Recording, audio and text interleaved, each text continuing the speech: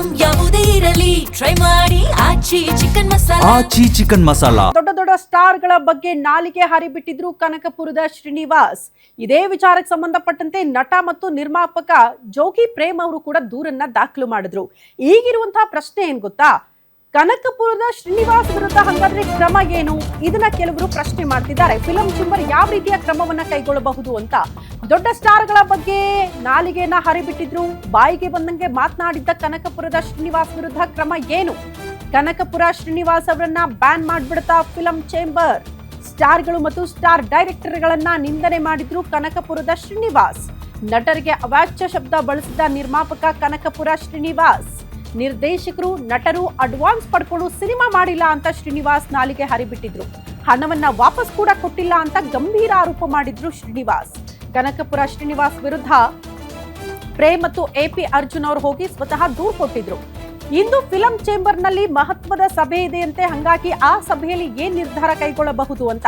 Film chamber ಸಭೆಗೆ ನಿರ್ಮಾಪಕ ಕನಕಪುರದ ಶ್ರೀನಿವಾಸ್ ಕೂಡ ಬರ್ತಾರೆ, ಭಾಗಿಯಾಗ್ತಾರೆ.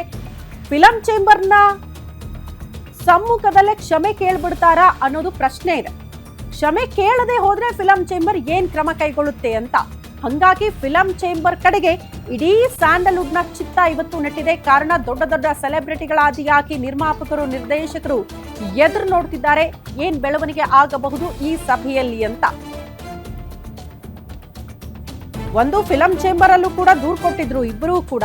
ಮತ್ತೊಂದು ಕಡೆ ಪ್ರೇಮ್ ಅವರು ಪೊಲೀಸ್ ಠಾಣೆ ಮೆಟ್ಟಿಲು ಹತ್ತಿದ್ರು, ಅವರ ವಿರುದ್ಧ ಕ್ರಮ ಆಗಬೇಕು ಅಂತ. ಬಟ್ ಏನೇ ಇರ್ಲಿ, ಈ ಸ್ಯಾಂಡಲ್ವುಡ್ ನಲ್ಲಿ ಅಂದ್ರೆ ಕನ್ನಡ ಚಿತ್ರರಂಗದಲ್ಲಿ ಏನೇ ಸಮಸ್ಯೆಗಳಿದ್ರು ಕೂಡ, ಅಸಮಾಧಾನಗಳಿದ್ರು ಕೂಡ, ವೈಮನಸ್ಸಿದ್ರು ಕೂಡ ಅದೆಲ್ಲವೂ ಚರ್ಚೆ ಆಗೋದು ಫಿಲಂ ಚೇಂಬರ್ ನಲ್ಲೇ. ಆ ಸಮಸ್ಯೆಗಳನ್ನ ಮೊದಲು ಇಲ್ಲಿ ಇತ್ಯರ್ಥ ಪಡಿಸ್ಕೊಳ್ಳೋದಕ್ಕೆ ಇಷ್ಟಪಡ್ತಾರೆ. ಹಂಗಾಗಿ ಇವತ್ತು ಕೂಡ ಮಹತ್ವದ ಸಭೆ ಇದೆ. ಆ ಸಭೆಯಲ್ಲಿ ಕನಕಪುರದ ಶ್ರೀನಿವಾಸ್ ಭಾಗಿಯಾಗ್ತಾ ಇರೋದ್ರಿಂದ ಏನ್ ಕ್ರಮ ಕೈಗೊಳ್ಳಬಹುದು ಅನ್ನೋದು ಪ್ರಶ್ನೆ. ಈಗ ಕಂಪ್ಲೀಟ್ ಆಗಿ ಬ್ಯಾನ್ ಮಾಡ್ಬಿಡ್ತಾ ಫಿಲಂ ಚೇಂಬರ್, ಅಷ್ಟು ಈಸಿ ಇಲ್ಲ ಅಂತ.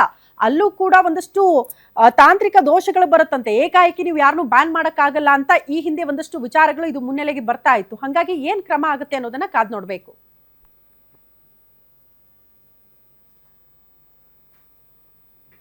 ಈ ಬಗ್ಗೆ ಮತ್ತಷ್ಟು ಡೀಟೇಲ್ಸ್ ಅನ್ನ ಕೊಡ್ತಾ ಹೋಗ್ತಾರೆ ನಮ್ಮ ಪ್ರತಿನಿಧಿ ಕೀರ್ತಿ. ನೇರ ಸಂಪರ್ಕದಲ್ಲಿ ಜಾಯಿನ್ ಆಗ್ತಿದ್ದಾರೆ. ಕೀರ್ತಿ, ಕನಕಪುರದ ಶ್ರೀನಿವಾಸ್ ಬಾಯಿಗೆ ಬಂದಂಗೆ ಮಾತಾಡಿದ್ರು, ಇದರ ವಿರುದ್ಧ ಪ್ರೇಮ್ ಮತ್ತು ಎಪಿ ಅರ್ಜುನ್ ಅವರು ಕೂಡ ಧ್ವನಿ ಎತ್ತಿದ್ರು, ದೂರು ಕೊಟ್ಟಿದ್ರು.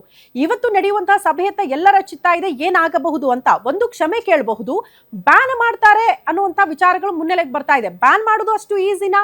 ಅಷ್ಟು ಬೇಗ ಕ್ರಮ ಕೈಗೊಳ್ಳಬಹುದಾ ಫಿಲಂ ಚೇಂಬರ್ ಹೇಗೆ ಅಂತ? ಶ್ರುತಿ ಅವರೇ, ಈಗಾಗಲೇ ನಾವು ನೋಡೋದಾದ್ರೆ ನಿರ್ಮಾಪಕ ಕನಕಪುರ ಶ್ರೀನಿವಾಸ್ ಅವರು ಈ ಹಿಂದೆ ಕೂಡ ಅನಾವಶ್ಯಕವಾಗಿ ತಮ್ಮ ನಾಲ್ಗೆಯನ್ನು ಹರಿಬಿಟ್ಟಿದ್ರು. ನಟ ದರ್ಶನ್, ಸುದೀಪ್ ಹಾಗೂ ಗಣೇಶ್ ಅವರ ಬಗ್ಗೆ ಮಾತನಾಡಿದ್ರು. ಆದರೆ ಇದೆಲ್ಲ ಒಂದಷ್ಟು ಚರ್ಚೆ ಸೋಷಿಯಲ್ ಮೀಡಿಯಾದಲ್ಲಿ ಆಗಿತ್ತು ಹೊರತಾಗಿ ಯಾವುದೇ ಸ್ಟಾರ್ಸ್ ಇದ್ರ ಬಗ್ಗೆ ರಿಯಾಕ್ಟ್ ಮಾಡಿರಲಿಲ್ಲ.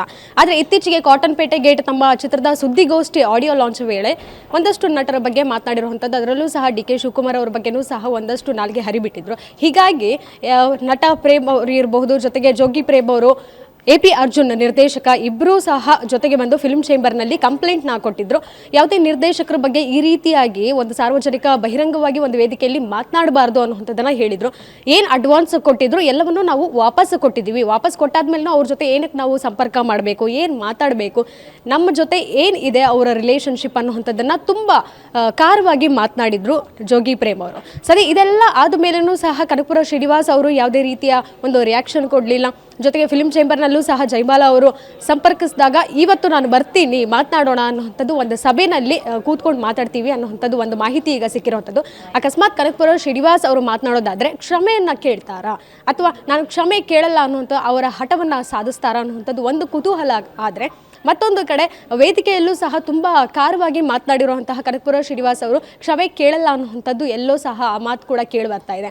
ಆದರೆ ಬ್ಯಾನ್ ಅನ್ನುವಂಥದ್ದು ನೀವು ಹೇಳಿದಾಗಲೇ ರಾಜ್ಕುಮಾರ್ ಅವರ ಕಾಲದಿಂದಲೂ ಸಹ ಯಾವುದೇ ಕನ್ನಡ ಚಿತ್ರರಂಗದ ಸ್ಟಾರ್ಸ್ ಇರ್ಬೋದು ಅಥವಾ ಬೇರೆ ಇಂಡಸ್ಟ್ರಿ ಸ್ಟಾರ್ಸ್ ಇರ್ಬೋದು, ಬ್ಯಾನ್ ಅನ್ನುವಂಥದ್ದು ಬರಲೇಬಾರ್ದು ಅಂತ ಹೇಳಿದರು. ಇತ್ತೀಚೆಗಷ್ಟೇ ಜಗ್ಗೇಶ್ ಅವರು ಸಹ ಬ್ಯಾನ್ ಅನ್ನುವಂಥದ್ದು ಒಂದು ವರ್ಡ್ ಬಗ್ಗೆ ಅವರು ಸಹ ಸಾಮಾಜಿಕ ಜಾಲತಾಣದಲ್ಲಿ ಬರ್ಕೊಂಡಿದ್ರು. ಅಂದರೆ ಜೈಮಾಲಾ ಅವರು ಇರ್ಬೋದು, ರಾಜ್ಕುಮಾರ್ ಅವರು ಇರ್ಬೋದು, ದೊಡ್ಡ ಮನೆ ನನ್ನ ಕೈ ಹಿಡಿತು ಬ್ಯಾನ್ ಅನ್ನುವಂಥದ್ದು ಬಂದಾಗ, ಜಗ್ಗೇಶ್ ಅವ್ರನ್ನ ಬ್ಯಾನ್ ಮಾಡಬೇಕು ಅನ್ನುವಂಥದ್ದು ಬಂದಾಗ ರಾಜ್ಕುಮಾರ್ ಸರ್ ಅವರು ನನ್ನ ಕೈ ಹಿಡಿದ್ರು. ಯಾವತ್ತಿಗೂ ಸ್ಟಾರ್ಸ್ನ ಬ್ಯಾನ್ ಮಾಡಬಾರ್ದು ಅನ್ನುವಂಥದ್ದು ಆವತ್ತಿಗೂ ಬಂದಿತ್ತು ಅನ್ನುವಂಥದ್ದು. ಅಂದರೆ ಈ ಹಿಂದೆ ಕೂಡ ಸೋನು ನಿಗಮ್ ಅವರ ವಿಚಾರವಾಗಲೂ ಸಹ ಕ್ಷಮೆ ಕೇಳಿಲ್ಲ ಅಂತ ಹೇಳಿ ಹೇಳಿದ್ರೆ ಅವರಿಗೆ ಯಾವುದೇ ರೀತಿಯ ಕನ್ನಡ ಚಿತ್ರರಂಗದಲ್ಲಿ ಅವಕಾಶಗಳನ್ನು ಕೊಡಬಾರ್ದು ಅನ್ನುವಂಥದ್ದು ಬಂದಿತ್ತು ಹೊರತಾಗಿ ಬ್ಯಾನ್ ಮಾಡಬೇಕು ಮಾಡಬಾರ್ದು ಅನ್ನುವಂಥದ್ದು ಚರ್ಚೆ ಇಲ್ಲಿ ಬಂದಿರಲಿಲ್ಲ. ಹೀಗಾಗಿ ಫಿಲ್ಮ್ ಚೇಂಬರ್ ಅವರು ಯಾವ ಸ್ಟ್ಯಾಂಡ್ ತೆಗೆದುಕೊಳ್ತಾರೆ, ಆದರೆ ಕನಕಪುರ ಶ್ರೀನಿವಾಸ್ ಅವರು, ಪ್ರೇಮ್ ಅವರು ಇರಬಹುದು, ಜೊತೆಗೆ ಒಂದಷ್ಟು ಸ್ಟಾರ್ಸ್ ಬಗ್ಗೆ ಮಾತಾಡಿದ್ರು, ಪುನೀತ್ ರಾಜ್ಕುಮಾರ್ ಅವ್ರ ಬಗ್ಗೆನೂ ಸಹ ಮಾತನಾಡಿದ್ರು, ಅದಕ್ಕೆ ದೇವರವ್ರನ್ನ ಕರೆಸ್ಕೊಂಡಿದ್ದು. ಈ ರೀತಿಯಾಗಿ ಒಂದು ವ್ಯಕ್ತಿ ಇಲ್ಲದೆ ಇರುವಂತಹ ಸಂದರ್ಭದಲ್ಲಿ ಅವ್ರ ಬಗ್ಗೆ ಅಷ್ಟು ಅವಹೇಳನವಾಗಿ ಅವಾಚ್ಯ ಶಬ್ದಗಳನ್ನು ಬಳಸುವಂಥದ್ದು ಎಷ್ಟು ಸರಿ ಅನ್ನುವಂಥದ್ದು ಅಭಿಮಾನಿಗಳು ಸಹ ಕಾರವಾಗಿ ಗುಡುಗಿರುವಂಥದ್ದು. ಶ್ರುತಿ. ಓಕೆ ಕೀರ್ತಿ, ಧನ್ಯವಾದಗಳು ತಮ್ಮೆಲ್ಲ ಮಾಹಿತಿಗೆ.